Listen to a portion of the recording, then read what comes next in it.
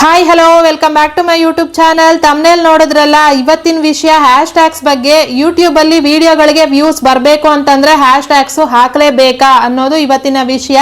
Complete ಆಗಿ explain ಮಾಡಿ ಹೇಳ್ತೀನಿ ನಾನು ಹ್ಯಾಶ್ ಟ್ಯಾಗ್ಸ್ ಬಗ್ಗೆ. ವಿಡಿಯೋನ ಕಂಪ್ಲೀಟ್ ಆಗಿ ನೋಡಿ, ಹಂಗೆ ವಿಡಿಯೋಗೆ ಒಂದು ಲೈಕ್ ಕೊಡಿ, ಚಾನಲ್ಗೂ ಸಬ್ಸ್ಕ್ರೈಬ್ ಮಾಡ್ಕೊಳ್ಳಿ ಆಯ್ತಾ. ಇನ್ನು ಇದು ನನಗೆ ಒಬ್ರು ಕಮೆಂಟ್ ಅಲ್ಲಿ ಕೇಳಿದ್ರು, ಅಂದ್ರೆ ಅವರ ಚಾನಲ್ಗೆ ವ್ಯೂಸ್ ಅಂದ್ರೆ ಅವ್ರ ವಿಡಿಯೋಗಳಿಗೆ ವ್ಯೂಸ್ ಬರ್ತಾ ಇಲ್ಲ, ಹಾಗಾಗಿ ಅಕ್ಕ ನನ್ನ ವಿಡಿಯೋಗಳಿಗೆ ವ್ಯೂಸ್ ಬರ್ತಾ ಇಲ್ಲ, ಏನು ಅಂತ ಗೊತ್ತಾಗ್ತಾ ಇಲ್ಲ, ಸ್ವಲ್ಪ ನೋಡಿ ಹೇಳಿ ಅಂತಂದ್ರು. ಅವರ ವಿಡಿಯೋ ನೋಡಿದಾಗ ನನಗರ್ಥ ಆಗಿದ್ದು, ಇನ್ನೂ ತುಂಬಾ ಜನಕ್ಕೆ ಸರಿಯಾಗಿ ಹ್ಯಾಶ್ ಟ್ಯಾಗ್ಸ್ ಗಳನ್ನ ಯೂಸ್ ಮಾಡಕ್ಕೆ ಬರ್ತಾ ಇಲ್ಲ ಅಂತ ಅನ್ಬಿಟ್ಟು. ಏನ್ ಮಾಡ್ತಾರೆ ಅಂತಂದ್ರೆ, ಹೊಸದಾಗಿ ಚಾನಲ್ಗಳನ್ನ ಸ್ಟಾರ್ಟ್ ಮಾಡ್ಕೊಂಡಿರ್ತಾರಲ್ಲ, ಅವರಿಗೆ ಸರಿಯಾಗಿ ಗೊತ್ತಿಲ್ಲ ಹ್ಯಾಶ್ ಟ್ಯಾಗ್ಸ್ ಗಳನ್ನ ಎಲ್ಲಿ ಹಾಕ್ಬೇಕು, ಹೆಂಗ್ ಹಾಕ್ಬೇಕು ಅಂತ ಅನ್ಬಿಟ್ಟು. ತುಂಬಾ ಜನ ನೋಡಿದೀನಿ ನಾನು, ಹ್ಯಾಶ್ ಟ್ಯಾಗ್ಸ್ ಗಳನ್ನ ಟೈಟ್ಲ್ ಅಲ್ಲೇ ಹಾಕ್ಬಿಟ್ಟಿರ್ತಾರೆ. ಪ್ರತಿ ಒಂದು ಪದ ಕೂಡ ಟೈಟ್ಲ್ ಅಲ್ಲಿ ಏನ್ ಪದ ಬರ್ದಿರ್ತೀವಿ, ಒಂದೊಂದು ಪದಕ್ಕೂ ಕೂಡ ಹ್ಯಾಶ್ ಟ್ಯಾಗ್ಸ್ ಗಳನ್ನ ಹಾಕಿರ್ತಾರೆ. ಈ ತರ ನೀವು ಹ್ಯಾಶ್ ಟ್ಯಾಗ್ಸ್ ಗಳನ್ನ ಹಾಕೋದ್ರಿಂದ ನಿಮ್ಮ ವಿಡಿಯೋಗಳಿಗೆ ವ್ಯೂಸ್ ಬರಲ್ಲ ಆಯ್ತಾ. ಹ್ಯಾಶ್ ಟ್ಯಾಗ್ಸ್ ಗಳನ್ನ ಡಿಸ್ಕ್ರಿಪ್ಷನ್ ಅಲ್ಲಿ ಹಾಕ್ಬೇಕು, ಟೈಟ್ಲ್ ಅಲ್ಲಿ ಹಾಕಂಗಿಲ್ಲ. ಈ ಮಿಸ್ಟೇಕ್ ನ ಫಸ್ಟ್ ಮಾಡೋದನ್ನ ನಿಲ್ಸಿ, ಯಾರಾದ್ರೂ ಸರಿನೇನೆ ಈ ತಪ್ಪನ ಮಾಡಬೇಡಿ. ಹ್ಯಾಶ್ ಟ್ಯಾಗ್ಸ್ ಗಳನ್ನ ಟೈಟ್ಲ್ ಅಲ್ಲಿ ಬರಿಬೇಡಿ. ಟೈಟಲ್ ಅಂತ ಏನಿದೆ, ಟೈಟ್ಲ್ ಅಂತ ಏನು ಕೊಟ್ಟಿದ್ದಾರೆ, ನಮ್ಮ ವಿಡಿಯೋ ಕಂಟೆಂಟ್ ಏನಿದೆ ಅದು ಜನಕ್ಕೆ ಅರ್ಥ ಆಗ್ಬೇಕು, ಟೈಟ್ಲ್ ಅಲ್ಲೇ ಗೊತ್ತಾಗ್ಬೇಕು ಇವ್ರ ವಿಡಿಯೋದೊಳಗಡೆ ವಿಷಯ ಇದಿದೆ ಅಂತ ಅನ್ಬಿಟ್ಟು. ಹಂಗಾಗಿನೇ ಟೈಟ್ಲ್ ನ ಬರೆಯೋದಕ್ಕೆ ಹೇಳಿರೋದು. ಟೈಟ್ಲ್ಗೆ ಕೊಟ್ಟಿರೋ ವರ್ಡ್ಸ್ ಎಷ್ಟಿದೆ ಅಷ್ಟು ಕೂಡ ಬರೆಯಂಗಿಲ್ಲ ನಾವು. ಜಸ್ಟ್ ಒಂದೇ ಲೈನ್ ಅಲ್ಲಿ ಟೈಟ್ಲ್ ನ ಬರೆದು ಮುಗಿಸ್ಬಿಡ್ಬೇಕು. ಒಂದು 3 ರಿಂದ 4 ಪದದಲ್ಲಿ ಟೈಟ್ಲ್ ನ ಬರ್ದಿರ್ಬೇಕು.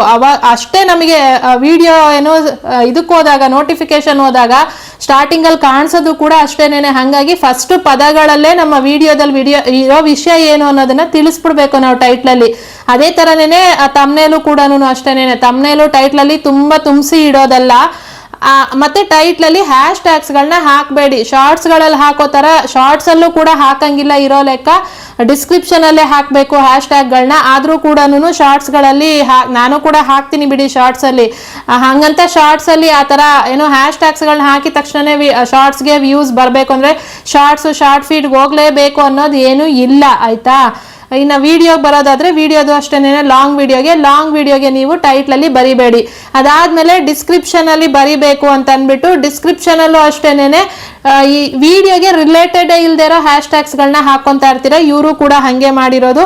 Hash tag viral, hash tag shorts, hash tag YouTube shorts, hash tag trending, ಇವ್ಯಾವು ಕೂಡ ಹ್ಯಾಶ್ ಟ್ಯಾಗ್ಸ್ ಅಲ್ಲ. ಅದು ಲಾಂಗ್ ವಿಡಿಯೋಗೆ ಅಲ್ವೇ ಅಲ್ಲ. ಅದನ್ನ ನೀವು ಶಾರ್ಟ್ಸ್ ಅಲ್ಲಿ ಬೇಕಾದ್ರೆ ಹಾಕೊಳ್ಳಿ.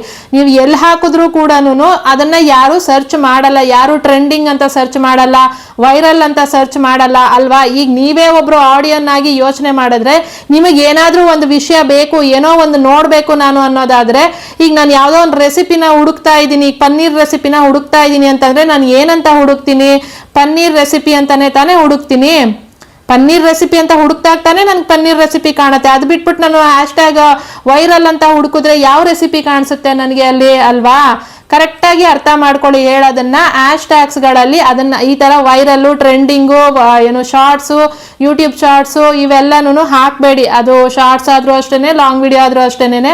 ಶಾರ್ಟ್ಸ್ ಗಳಲ್ಲಿ ಹಾಕೋದಾದ್ರೆ ಹಾಕೊಳ್ಳಿ, ನಾನು ಕೂಡ ಹಾಕೊಂತೀನಿ. ನನಗೇನು ಶಾರ್ಟ್ಸ್ ಬಗ್ಗೆ ಅಷ್ಟೊಂದು ಇಂಟ್ರೆಸ್ಟ್ ಇಲ್ಲ, ಹಂಗಾಗಿ ಲಾಂಗ್ ವಿಡಿಯೋದಲ್ಲಿ ಮಾತ್ರ ಈ ತಪ್ಪನ ಮಾಡಬೇಡಿ ಯಾರು ಕೂಡ. ನಮ್ಮ ವಿಡಿಯೋ ಸರ್ಚಿಂಗ್ಗೆ ಹೋಗ್ಬೇಕು, ಯಾರಾದ್ರೂ ಸರ್ಚ್ ಮಾಡಿದಾಗ ನಮ್ಮ ವಿಡಿಯೋ ಸಿಗ್ಬೇಕು. ಇವಾಗಷ್ಟೇ ಹೇಳ್ದೆ ಅಲ್ಲ ನಾನು, ಪನ್ನೀರ್ ರೆಸಿಪಿ ಅಂತ ಸರ್ಚ್ ಮಾಡಿದಾಗ ಅಲ್ಲಿ ನಮ್ಮ ವಿಡಿಯೋ ಕೂಡ ಕಾಣಿಸ್ಬೇಕು ಅವರಿಗೆ. ಅದನ್ನೇ ಅಲ್ವಾ ಹ್ಯಾಶ್ ಟ್ಯಾಗ್ಸ್, ಕೀವರ್ಡ್ಸ್ ಗಳು ಅನ್ನೋದು.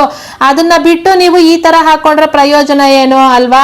ಹಾಕ್ಬೇಡಿ, ಈ ತರ ಹ್ಯಾಶ್ ಟ್ಯಾಗ್ ಗಳನ್ನ ಹಾಕ್ಬೇಡಿ. ಇನ್ನು ಹ್ಯಾಶ್ ಟ್ಯಾಗ್ ಗಳನ್ನ ಹಾಕಿ ಅಂತ ಅಂದ ತಕ್ಷಣ ಡಿಸ್ಕ್ರಿಪ್ಷನ್ ಜಾಗ ಎಷ್ಟಿದೆ ಅಷ್ಟು ಕೂಡ ತುಂಬಿಸ್ಬಿಟ್ಟಿರ್ತಾರೆ ತುಂಬಾ ಜನ. ಎಷ್ಟು ಅಂದ್ರೆ ಅಲ್ಲೊಂದು 20, 30, 50 ಬರೀ ಹ್ಯಾಶ್ ಟ್ಯಾಗ್ ಗಳೇ ಇರುತ್ತೆ. ಅದ್ರ ಜೊತೆನಲ್ಲಿ ಕೀವರ್ಡ್ಸ್ ಗಳು, ಟ್ಯಾಗ್ಸ್ ಗಳು ಕೂಡ ಅಷ್ಟೇನೆ. ಟ್ಯಾಗ್ಸ್ ಗಳು ಹಾಕಕ್ಕಂತಾನೆ ಸಪರೇಟ್ ಆಗಿ ಟ್ಯಾಗ್ಸ್ ಅಂತ ಇರುತ್ತೆ, ಅಲ್ಲಿ ಮಾತ್ರ ಟ್ಯಾಗ್ಸ್ ಗಳನ್ನ ಹಾಕ್ಬೇಕು. ಅಲ್ಲೂ ಕೂಡ ಅಷ್ಟೇನೆ ನಾವು ಇಡೀ ಟ್ಯಾಗ್ಸ್ ಗೆ ಏನ್ ಜಾಗ ಕೊಟ್ಟಿರ್ತಾರೆ ಅಷ್ಟು ತುಂಬಿಸಂಗಿಲ್ಲ. ಎಷ್ಟು ವರ್ಡ್ ಗಳು ಕೊಟ್ಟಿರ್ತಾರೆ ಅಷ್ಟು ವರ್ಡ್ ಗಳನ್ನ ತುಂಬಿಸಂಗಿಲ್ಲ ನಾವು. ಅಲ್ಲೂ ಕೂಡ ನಮಗೊಂದು ಏನು ವಿಡಿಯೋಗೆ ರಿಲೇಟೆಡ್ ಆಗಿ ಒಂದು 10 ಟ್ಯಾಗ್ ಗಳನ್ನ ಹಾಕೊಂಡ್ರು ಸಾಕು. ನೀವು ಟ್ಯಾಗ್ ಗಳನ್ನ, ಕೀವರ್ಡ್ಸ್ ಗಳನ್ನ, ಹ್ಯಾಶ್ ಟ್ಯಾಗ್ಸ್ ಗಳನ್ನ ಹಾಕಿದ ತಕ್ಷಣನೇ ವಿಡಿಯೋಗೆ ವ್ಯೂಸ್ ಬರುತ್ತೆ ಅಂತ ಅಲ್ಲ. ವ್ಯೂಸ್ ಬರೋದಕ್ಕೆ ಹ್ಯಾಶ್ ಟ್ಯಾಗು, ಕೀವರ್ಡ್ಸು, ಟ್ಯಾಗ್ಸು ಒಂದೇ ಇಂಪಾರ್ಟೆಂಟ್ ಅಲ್ಲ. ನಮ್ಮ ಕಂಟೆಂಟ್ ಇಂಪಾರ್ಟೆಂಟು. ನಮ್ಮ ಟೈಟ್ಲು, ತಮ್ನೇಲು ಚೆನ್ನಾಗಿದ್ರೆ ಮಾತ್ರನೇ ಕ್ಲಿಕ್ಸ್ ಬರುತ್ತೆ. ನೀವು ಎಷ್ಟೇ ಹ್ಯಾಶ್ ಟ್ಯಾಗ್ಸ್ ಗಳನ್ನ ತುಂಬಿಸಿದ್ರು, ಎಷ್ಟು ತರ ಬರ್ದು ಹಾಕೊಂಡಿದ್ರು ಕೂಡ ವಿಡಿಯೋಗೆ ವ್ಯೂಸ್ ಬರಲ್ಲ. ಅರ್ಥ ಮಾಡ್ಕೊಳ್ಳಿ, ಓಕೆನಾ. ನೀವು ಹ್ಯಾಶ್ ಟ್ಯಾಗ್ಗಳನ್ನ ವಿಡಿಯೋ ರಿಲೇಟೆಡ್ ಆಗಿ ಎಷ್ಟು ಹಾಕ್ಬೇಕಂತಂದ್ರೆ 3 ರಿಂದ 5 ಹ್ಯಾಶ್ ಟ್ಯಾಗು ಇಷ್ಟೇ ಹಾಕೊಬೇಕು. ಇದಕ್ ಮೀರಿ ನೀವು ಜಾಸ್ತಿ ಹ್ಯಾಶ್ ಟ್ಯಾಗು ಅಂತಂದ್ರು ಎಷ್ಟೇ ಅಂದ್ರೂ ಲಾಸ್ಟ್ ಅಂದ್ರೆ ನಿಮ್ಗೆ 10 ಹ್ಯಾಶ್ ಟ್ಯಾಗು ಅದ್ರ ಮೇಲೆ ಹಾಕಂಗಿಲ್ಲ ಹ್ಯಾಶ್ ಟ್ಯಾಗ್ಗಳನ್ನ. ಇದು ಯೂಟ್ಯೂಬ್ ರೂಲು. ಈಗಂತೂ 3 ರಿಂದ 5 ಹಾಕೊಂಡ್ರೆ ಸಾಕು, ಅದ್ರ ಮೇಲೆ ಹಾಕಬಾರ್ದು ಅಂತ ಹೇಳ್ತಾರೆ. ಯೂಟ್ಯೂಬ್ ಅಲ್ಲಿರೋ ರೂಲ್ ಅದೇನೇನೆ. ಎಷ್ಟು ನೀವು ಜಾಸ್ತಿ ಹ್ಯಾಶ್ ಟ್ಯಾಗ್ಗಳನ್ನ, ಟ್ಯಾಗ್ಸ್ಗಳನ್ನ, ಕೀವರ್ಡ್ಸ್ಗಳನ್ನ ಡಿಸ್ಕ್ರಿಪ್ಷನ್ ಅಲ್ಲಿ ತುಂಬಿಸ್ತೀರಾ ಅಷ್ಟು ಕೂಡ ಚಾನಲ್ ಏನಂದ್ರೆ ಅದು ಸ್ಪ್ಯಾಮ್ ಅಂತ ಆಗತ್ತೆ. ನಮ್ಮ ಚಾನಲ್ ಏನಿದೆ ಅದು ಹೋಗ್ತಾ ಹೋಗ್ತಾ ಶ್ಯಾಡೋ ಬ್ಯಾನ್ ಆಗ್ಬಿಡುತ್ತೆ. ಶ್ಯಾಡೋ ಬ್ಯಾನ್ ಆಯ್ತು ಅಂತಂದ್ರೆ ಏನಾಗುತ್ತೆ, ನಮ್ಮ ವಿಡಿಯೋಗೆ ಬರ್ತಾ ಇರೋ ಇಷ್ಟೋ ವ್ಯೂಸು ಕೂಡ ಕಂಪ್ಲೀಟ್ ಆಗಿ ಡ್ರಾಪ್ ಆಗ್ಬಿಡುತ್ತೆ. ಆಮೇಲೆ ನೆಕ್ಸ್ಟ್ ಶ್ಯಾಡೋ ಬ್ಯಾನ್ ಇಂದ ನಮ್ಮ ಚಾನಲ್ ಮತ್ತೆ ರಿಕವರ್ ಆಗ್ಬೇಕು ಅಂದ್ರೆ ಕಷ್ಟ. ಹಂಗಾಗಿ ನೀವು ಹಾಕೋದಿದ್ರೆ ಹ್ಯಾಶ್ ಟ್ಯಾಗ್ಸ್ಗಳನ್ನ ನೀವು ಒಂದು 5 ಹ್ಯಾಶ್ ಟ್ಯಾಗು ಅದ್ರ ಮೇಲೆ ಬೇಡ. ನೀವು ಏನ್ ಕಂಟೆಂಟ್ ಮಾಡ್ತಾ ಇರ್ತೀರಾ ಆ ಕಂಟೆಂಟ್ ರಿಲೇಟೆಡ್ ಆಗಿ ಅಂದ್ರೆ ಫಸ್ಟ್ ಹ್ಯಾಶ್ ಟ್ಯಾಗ್ ಬಂದ್ಬಿಟ್ಟು ನಿಮ್ಮ ಚಾನಲ್ ನೇಮ್ ಹಾಕೊಳ್ಳಿ. ಹ್ಯಾಶ್ ಟ್ಯಾಗ್ ಅಲ್ಲಿ ನೀವು ಏನು ವರ್ಡ್ಗಳನ್ನ ಬರೀತೀರಾ, ಈಗ ನಿಮ್ ಚಾನಲ್ ನೇಮ್ನೇ ಬರೀತೀರಾ. ಈಗ ನಾನು ಸೌಜು YT ಟಿಪ್ಸ್ ಕನ್ನಡ ಅಂತ ಫಸ್ಟ್ ಹ್ಯಾಶ್ ಟ್ಯಾಗ್ ಹಾಕ್ತೀನಿ ಅಂತಂದ್ರೆ ಅದರಲ್ಲಿ ನಾನು 1 ಅಕ್ಷರಕ್ಕೂ ಗ್ಯಾಪ್ ಕೊಡ್ದಂಗೆ ಫುಲ್ ಆಗಿ ಹಾಕ್ಬೇಕು. ಸೌಜು YT ಟಿಪ್ಸ್ ಕನ್ನಡ, ಸೌಜು ಗ್ಯಾಪ್ ಕೊಟ್ಟು YT ಗ್ಯಾಪ್ ಕೊಟ್ಟು ಆ ತರ ಅಲ್ಲ, ಸೌಜು YT ಟಿಪ್ಸ್ ಕನ್ನಡ ಇದು ಹ್ಯಾಶ್ ಟ್ಯಾಗು. ಇದನ್ನ ಸರ್ಚ್ ಮಾಡಿದಾಗ ಯಾರಾದ್ರೂ ನಮ್ಗೆ ಸಿಗೋ ತರ ಆಯ್ತಾ. ಈ ತರದೊಂದು ಹ್ಯಾಶ್ ಟ್ಯಾಗು. ನಿಮ್ ಚಾನಲ್ ನೇಮ್ ಒಂದು ಹ್ಯಾಶ್ ಟ್ಯಾಗ್ ಅದ, ಫಸ್ಟ್ ಹ್ಯಾಶ್ ಟ್ಯಾಗ್ ಅದನ್ನ ಹಾಕೊಳ್ಳಿ. ಅದಾದ್ಮೇಲೆ ನೆಕ್ಸ್ಟ್ ಇನ್ನೊಂದು 2-3 ಹ್ಯಾಶ್ ಟ್ಯಾಗ್ ಬಂದ್ಬಿಟ್ಟು ನಿಮ್ಮ ಚಾನಲ್ ಅಂದ್ರೆ ವಿಡಿಯೋ ರಿಲೇಟೆಡ್. ಈಗ ನೀವು ಯಾವ್ದಾದ್ರು ಪ್ಲೇಸ್ ಹೋಗಿರ್ತೀರಾ ಅಂತ ಅನ್ಕೊಳ್ಳಿ, ಆ ಪ್ಲೇಸ್ದು ಪ್ಲೇಸ್ ಹೆಸರದು ಒಂದು ಹ್ಯಾಶ್ ಟ್ಯಾಗ್ ಹಾಕೊಬೇಕು. ಅದಾದ್ಮೇಲೆ ಕೆಳಗಡೆ ಅದ್ರದ್ದು, ಈಗ ನಾನು ರಾಮದೇವ್ರ ಬೆಟ್ಟಕ್ಕೆ ಹೋಗಿದ್ದಲ್ಲ ಆ ವಿಡಿಯೋಗೆ ಅನ್ಕೊಳ್ಳಿ, ರಾಮದೇವರ ಬೆಟ್ಟ ಅಂತ ಒಂದು ಹ್ಯಾಶ್ ಟ್ಯಾಗ್ ಹಾಕ್ತೀನಿ. ಅದ್ರ ಕೆಳಗಡೆ ರಾಮನಗರ ಅಂತ ಒಂದು ಹ್ಯಾಶ್ ಟ್ಯಾಗ್ ಹಾಕ್ತೀನಿ. ಮುಗೀತು ಅಲ್ಲಿಗೆ ಅಷ್ಟೇ. ಸರ್ಚ್ ಮಾಡೋದು ಕೂಡ ಅಷ್ಟೇನೆ. ಯಾರಾದ್ರೂ ರಾಮನಗರ ಅಂತ ಸರ್ಚ್ ಮಾಡಿದ್ರೆ ನಮ್ಮ ವಿಡಿಯೋ ಕಾಣಿಸುತ್ತೆ, ರಾಮದೇವ್ರ ಬೆಟ್ಟ ಅಂತ ಸರ್ಚ್ ಮಾಡಿದ್ರೆ ನಮ್ಮ ವಿಡಿಯೋ ಕಾಣಿಸುತ್ತೆ. ಇಷ್ಟೇ ಹ್ಯಾಶ್ ಟ್ಯಾಗು. ಇದನ್ನ ಮಾತ್ರನೇ ಹಾಕ್ಬೇಕಾಗಿರೋದು. ಅದು ಬಿಟ್ಬಿಟ್ಟು ನೀವು ವೈರಲ್ ಟ್ರೆಂಡಿಂಗು ಅದು ಇದು ನೀವು ಏನ್ ಹಾಕಿದ್ರು ಕೂಡ ಅಲ್ಲಿ ಅದು ಯೂಸ್ ಬರಲ್ಲ. ಇದೇ ತರನೇನೆ ಕೀವರ್ಡ್ಸ್ ಅಷ್ಟೇನೆ. ಕೀವರ್ಡ್ಸ್ಗಳು ನಮ್ಗೆ ಸರ್ಚಿಂಗ್, ಈಗ ನೀವೇ ಯಾರ್ದಾದ್ರೂ ವಿಡಿಯೋನ ಏನಾದ್ರೂ ಕಂಟೆಂಟ್ನ ಯಾವ ತರ ಸರ್ಚ್ ಮಾಡ್ತೀರಾ, ನಿಮ್ಗೆ ಇವಾಗ ವ್ಯೂಸ್ ಬರಲಿಲ್ಲ ಅಂತಂದ್ರೆ ಯಾಕೆ ವ್ಯೂಸ್ ಡೌನ್ ಆಗ್ತಿದೆ, ಯಾಕೆ ವ್ಯೂಸ್ ಬರ್ತಾ ಇಲ್ಲ ಅನ್ನೋದನ್ನ ಸರ್ಚ್ ಮಾಡ್ತೀರಾ ಅಲ್ವಾ. ಅಷ್ಟೇ, ಅದೇ ಕೀವರ್ಡ್. ನೀವ್ ಏನಂತ ಸರ್ಚ್ ಮಾಡ್ತೀರಾ ಬೇರೆ ವಿಡಿಯೋನ, ಬೇರೆ ಕಂಟೆಂಟ್ನ, ಅದೇ ಕೀವರ್ಡ್ ನಿಮ್ಮ ವಿಡಿಯೋನ ಅವ್ರು ಯಾವ ತರ ಸರ್ಚ್ ಮಾಡ್ಬೋದು. ಈಗ ನೀವೇ ಒಬ್ರು ಆಡಿಯೋನಾಗಿ ನೀವ್ ಏನ್ ತರ ಸರ್ಚ್ ಮಾಡ್ತೀರಾ ಅದು ಕೀವರ್ಡ್ ಆಗಿರುತ್ತೆ. ಅದನ್ನ ನೀವಲ್ಲಿ ಬರಿಬೇಕಾಗತ್ತೆ ಏನೋ ಡಿಸ್ಕ್ರಿಪ್ಷನ್ ಅಲ್ಲಿ.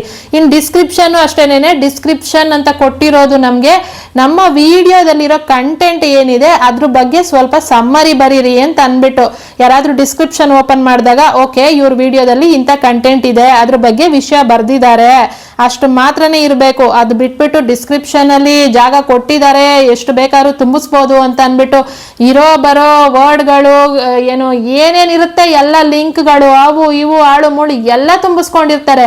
ಆ ತರ ಹಾಕ್ಬೇಡಿ ಡಿಸ್ಕ್ರಿಪ್ಷನ್ ಅಲ್ಲಿ. ಅದು ಸ್ಪ್ಯಾಮ್ ಆಗತ್ತೆ. ನೀವು ಇವಾಗ ಹಾಕ್ದಾಗ ನಿಮ್ಮ ವಿಡಿಯೋಗೆ ಏನು ಪ್ರಾಬ್ಲಮ್ ಬರ್ದೇ ಇರ್ಬೋದು, ಆದ್ರೆ ಹೋಗ್ತಾ ಹೋಗ್ತಾ ಹೋಗ್ತಾ ಅದು ಪ್ರಾಬ್ಲಮ್ 100% ಬರುತ್ತೆ. ಚಾನಲ್ಗಳು ಡಿಮಾನಿಟೈಸ್ ಆಗ್ಬೋದು ಅಥವಾ ಡಿಲೀಟ್ ಆಗ್ಬೋದು, ಏನ್ ಬೇಕಾದ್ರೂ ಆಗ್ಬೋದು ಆಯ್ತಾ.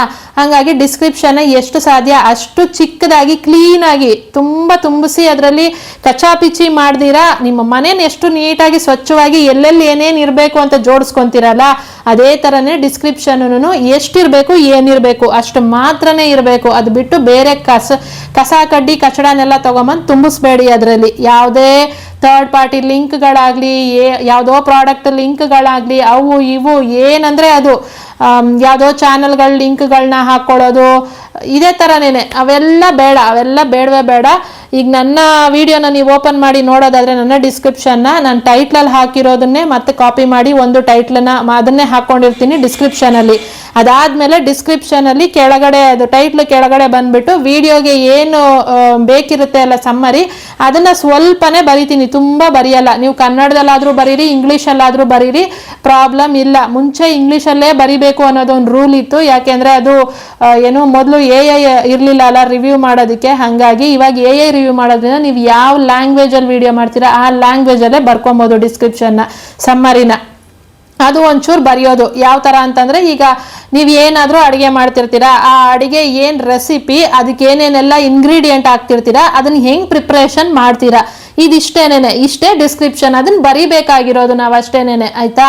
ಇದಿಷ್ಟು ಬರೆದು ಬಿಟ್ಟು ಅದ್ರ ಕೆಳಗಡೆ ಒಂದ್ 4 ಕೀವರ್ಡ್ಗಳನ್ನ ಹಾಕ್ಬಿಟ್ಟು, ಅಂದ್ರೆ ನಾನು ಅವಾಗಲೇ ಹೇಳ್ದಂಗೆ ನಾವು ಯಾವ ತರ ಸರ್ಚ್ ಮಾಡ್ತೀವಿ ಅದೇ ತರ ನಮ್ಮ ವಿಡಿಯೋನ ಅವರು ನಮ್ಮ ಕಂಟೆಂಟ್ನ ಯಾವ ತರ ಸರ್ಚ್ ಮಾಡ್ಬೋದು ಅನ್ನೋದು ನಿಮ್ಗೆ ಗೊತ್ತಾಗತ್ತೆ ಆಯ್ತಾ.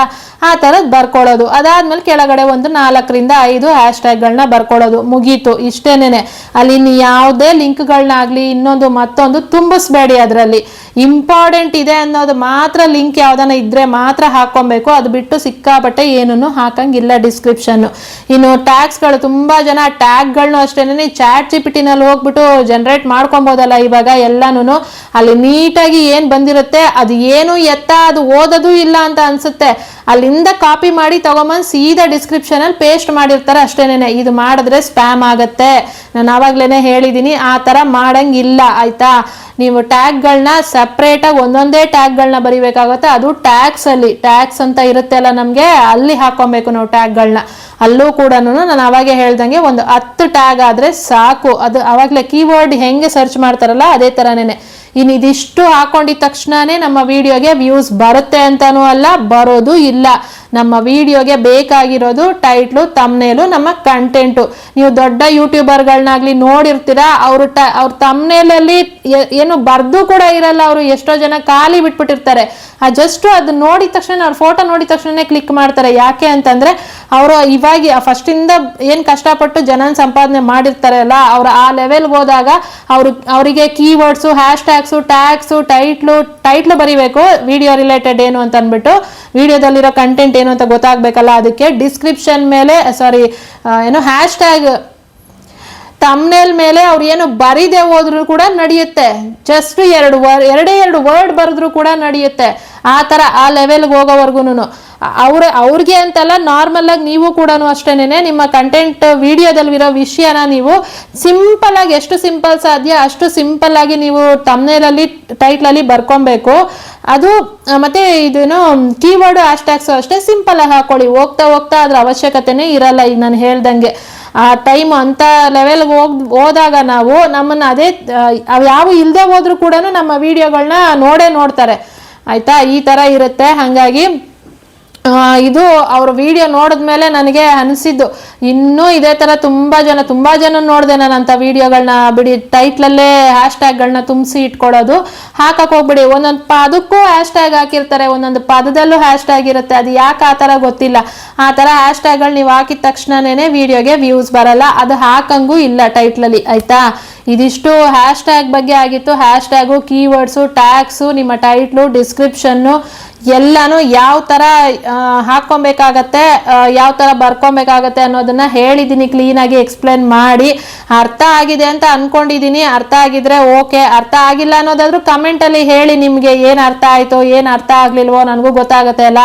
ಕಮೆಂಟ್ ಅಲ್ಲಿ ಹೇಳಿ. ವಿಡಿಯೋ ಇಷ್ಟ ಆದ್ರೆ ಲೈಕ್ ಮಾಡಿ, ಚಾನಲ್ಗೆ ಸಬ್ಸ್ಕ್ರೈಬ್ ಮಾಡ್ಕೊಳ್ಳಿ.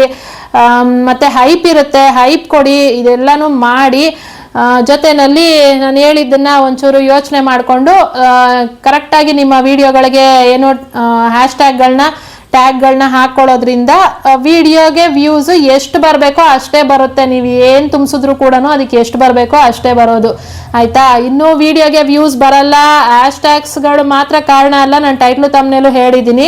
ವಿಡಿಯೋಗೆ ವ್ಯೂಸ್ ಬರ್ತಾ ಇಲ್ಲ ಅಂತಂದ್ರೆ ನಮ್ಮ ಟೈಟ್ಲು ತಮ್ನೇಲ್ನ 3 ಸಲ ಚೇಂಜ್ ಮಾಡ್ಕೊಳ್ಳೋಕ್ಕೆ, ಒಂದು ವಾರದಲ್ಲಿ 7 days ಅಲ್ಲಿ 3 times ಚೇಂಜ್ ಮಾಡೋದಕ್ಕೆ ನಮಗೆ ಆಪ್ಷನ್ ಇರುತ್ತೆ. ಹಾಗಾಗಿ ನೀವು ಚೇಂಜ್ ಮಾಡಿ. ಒಂದೇ ಟೈಟ್ಲು ಒಂದೇ ತಮ್ನೇಲ್ ಅಲ್ಲಿ ಫಿಕ್ಸ್ ಆಗಬೇಡಿ, ವ್ಯೂಸ್ ಬರಲಿಲ್ಲ ಅಂತ ಅಂದ್ಬಿಟ್ಟು ಚೇಂಜ್ ಮಾಡಿ. ವಿಡಿಯೋ ಅದೇನು ತಮ್ನೇಲ್ನ ಟೈಟ್ಲ್ನ ಬರ್ದಿರ್ತೀರಾ, ವರ್ಡ್ಗಳನ್ನ ಆ ಕಡೆ ಈ ಕಡೆ ಚೇಂಜ್ ಮಾಡಿ. ಇನ್ ಯಾವ ತರ ಅವ್ರು ನೋಡ್ಬೋದು, ನೀವೇ ಇನ್ನೊಬ್ರು ವಿಡಿಯೋ ನೋಡೋದಾದ್ರೆ ಯಾವ ತರ ನೋಡೋದಿಕ್ಕೆ ಇಷ್ಟಪಡ್ತೀರಾ ಅನ್ನೋದು ನಿಮಗೆ ಅರ್ಥ ಆಗತ್ತೆ ಅಲ್ಲ. ಆ ತರ ಬರೀರಿ, ಅಲ್ಲಿ ಚೇಂಜ್ ಮಾಡಿ ತಮ್ನೇಲ್ನ ಟೈಟ್ಲನ್ನ. ಆವಾಗ ನಿಂತಿರೋ ವ್ಯೂಸ್ ಕೂಡ ಬರೋ ಚಾನ್ಸಸ್ ಇರುತ್ತೆ, ಬರುತ್ತೆ ಕೂಡ. ನಂದು ಎಷ್ಟೋ ವಿಡಿಯೋಗಳು, ನಾನು ಇವಾಗ್ಲೂ ಒಂದು ವಿಡಿಯೋ ಅಪ್ಲೋಡ್ ಮಾಡ್ತೀನಿ ಅಂತಂದ್ರೆ ಅದಕ್ಕೆ ಫಸ್ಟ್ ಏನಾದ್ರು ವ್ಯೂಸ್ ಕ್ಲಿಕ್ಸ್ ಬರ್ದೇ ಹೋದ್ರೆ ಅದಕ್ಕೆ 1 hour 2 hour ಬಿಟ್ಟು ನಾನು ಮತ್ತೆ ತಮ್ನೇಲ್ನ ಚೇಂಜ್ ಮಾಡ್ತೀನಿ. ಚೇಂಜ್ ಮಾಡಿದಾಗ ನನ್ನ ವಿಡಿಯೋಗೆ ವ್ಯೂಸ್ ಬಂದಿದೆ, ಬರುತ್ತೆ ಕೂಡ. ಅದಕ್ಕೆ ಹೇಳೋದು ಆಯ್ತಾ. ಇದು ನಮ್ಗೆ ಏನೋ ಆಪ್ಷನ್ ಇದೆ, ಚೇಂಜ್ ಮಾಡ್ಕೊಳ್ಳೋ ಆಪ್ಷನ್ ಇದೆ. ಒಂದು ವಾರದಲ್ಲಿ 7 ದಿನದಲ್ಲಿ ನಮ್ಗೆ 3 ಸಲ ಚೇಂಜ್ ಮಾಡ್ಕೊಬಹುದು ಆಯ್ತಾ. ಇದನ್ನೆಲ್ಲಾನು ಮಾಡಿ ಹೊಸದಾಗಿ ಚಾನಲ್ಗಳನ್ನ ಶುರು ಮಾಡಿದ್ದೀರಾ ಅಂತಂದ್ರೆ ಇವಾಗಲೇ ವ್ಯೂಸ್ಗೆ ಎಕ್ಸ್ಪೆಕ್ಟೇಷನ್ ಮಾಡಬೇಡಿ. ಅದಕ್ಕೆಲ್ಲಾನು ಟೈಮ್ ತಗೊಳುತ್ತೆ, ಯಾವುದು ಒಂದೇ ದಿನದಲ್ಲಿ ಆಗಲ್ಲ. ಯಾರಿಗಾದ್ರೂ ಏನೋ ಫಸ್ಟ್ 1-2 ವಿಡಿಯೋದಲ್ಲೇ ಸಕ್ಸಸ್ ಸಿಗ್ಬೋದೇನೋ, ಕೆಲವೊಬ್ಬರಿಗೆ, ಎಲ್ರಿಗೂ ಹಂಗೆ ಇರಲ್ಲ. ಕಷ್ಟ ಪಡಲೇಬೇಕಾಗತ್ತೆ, ತಾಳ್ಮೆಯಿಂದ ಕಾಯಲೇಬೇಕಾಗತ್ತೆ.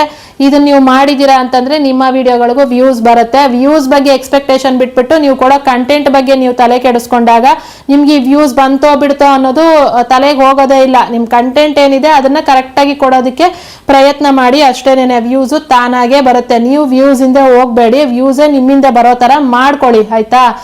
ಓಕೆ, ಇದಿಷ್ಟು ಇವತ್ತಿನ ವಿಷಯ. ಅರ್ಥ ಆಗಿದೆ ಅಂತ ಅನ್ಕೊಂಡಿದೀನಿ. ಕರೆಕ್ಟಾಗಿ ಹ್ಯಾಶ್ಟ್ಯಾಗ್ಸ್ಗಳನ್ನ ಹಾಕೊಳ್ಳಿ. ಸಿಕ್ಕಿದೆ ಚಾನ್ಸು ಅಂತ ಅಂದ್ಬಿಟ್ಟು ಸಿಕ್ಕಾಪಟ್ಟೆ ತುಂಬ್ಸಕ್ ಹೋಗ್ಬೇಡಿ, ಆಯ್ತಾ? ಓಕೆ, ಎಂಡ್ ಮಾಡ್ತೀನಿ ನಾ ವಿಡಿಯೋನ ಇಲ್ಲಿಗೇನೆ. Thank you so much. ಇಷ್ಟೊತ್ತವರೆಗೂ ವಿಡಿಯೋ ನೋಡಿರೋರು ಎಲ್ಲರಿಗೂ ಥ್ಯಾಂಕ್ ಯು. ವಿಡಿಯೋಗೆ ಲೈಕ್ ಕೊಡೋದನ್ನ ಮರಿಬೇಡಿ, ಸಬ್ಸ್ಕ್ರೈಬ್ ಮಾಡ್ಕೊಳ್ಳಿ, ಕಮೆಂಟ್ ಮಾಡಿ ವಿಡಿಯೋ ಹೆಂಗೆ ಅನಿಸ್ತು ಅಂತ ಅಂದ್ಬಿಟ್ಟು. ನೆಕ್ಸ್ಟ್ ವಿಡಿಯೋದಲ್ಲಿ ಸಿಗ್ತೀನಿ. ಅಲ್ಲಿ ತನಕ ನಾನು ಮಿಸ್ ಮಾಡ್ಕೊತಾ ಇರಿ. Thank you so much. Take care. Bye bye.